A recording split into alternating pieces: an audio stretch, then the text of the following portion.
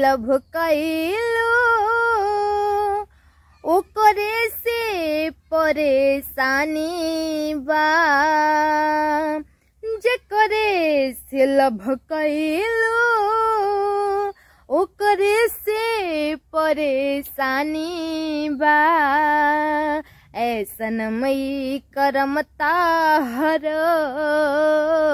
लागे खानदानी बा।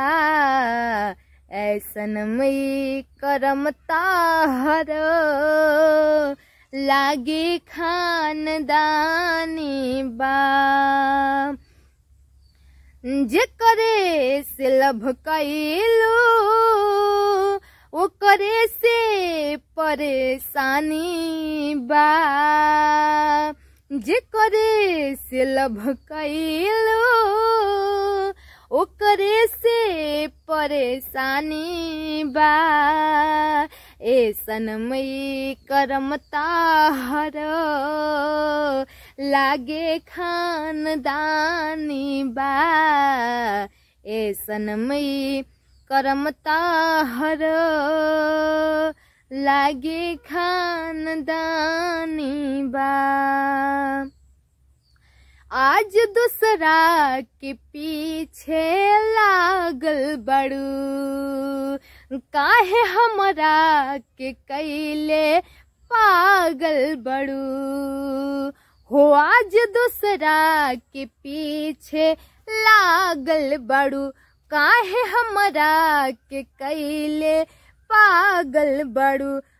के हमरा से प्यार हो के हमरा से प्यार तू चिन्हेलो ना यार।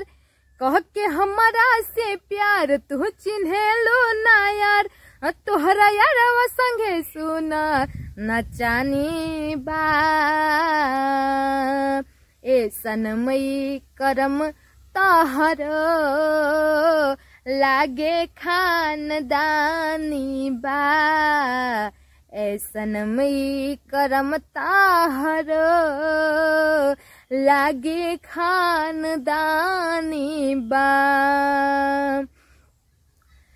जेकरे से लभ कइलो ओकरे से परेशानी बा। जेकरे से लभ कइलो ओकरे से परेशानी बा। ऐसन मई करम ताहर लागे खानदानी बा। ऐसन मई करम ताहर लागे खानदानी बा।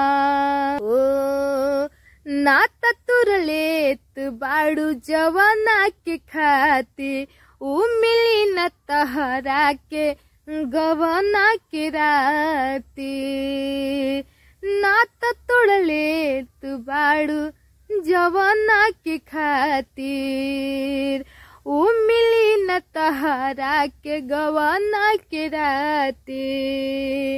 हो तूरी गोलू के दिल हो तूरी गोलू के दिल तहरा मिली न मंजिल है सोचे के मन में हैरानी बा। ऐसन मई करम ताहर लागे खानदानी बा। ऐसन मई करम ताहर लागे खानदानी बा। जेकरे से लभ कइलो ओकरे से परेशानी बा।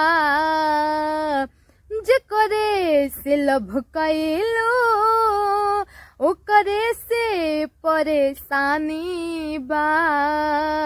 ऐसन मई करम ताहर लागे खानदानी बा।